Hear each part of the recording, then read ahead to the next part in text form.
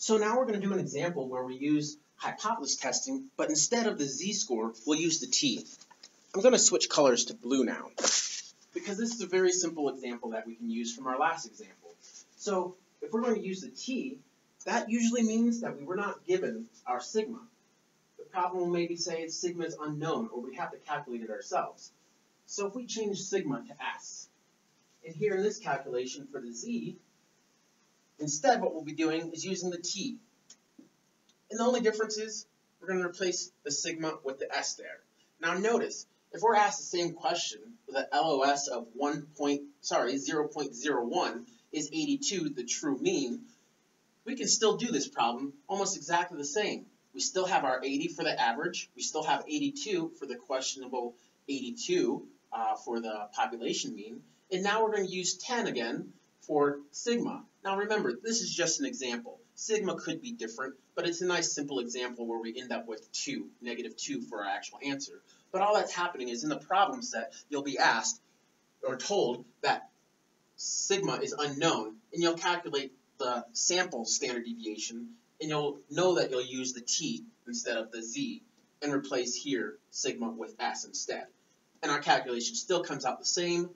We're still asking the same question here, and we have a null hypothesis asking, is mu equal to 82? So where does that change things over here? We're still using a level of significance, or an alpha level, of 0.01. We still find that our -2 is our value. However, our z-critical is now going to become our t-critical. And that number won't be the same. Now we discuss a little thing called degrees of freedom. Often degrees of freedom is listed as df.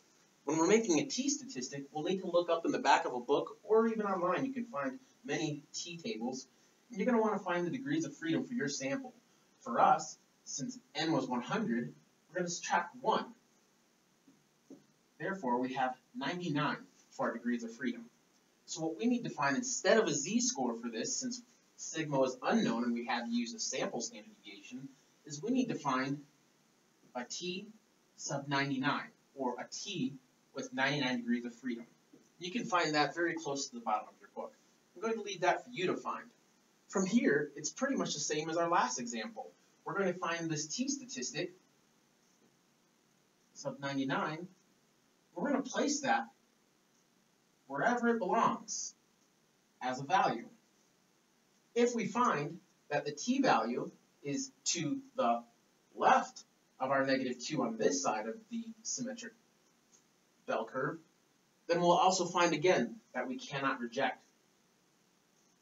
If it falls inside of it, where our calculated -2 is further extreme than our t sub 99, 99 degrees of freedom, then we can reject the null hypothesis.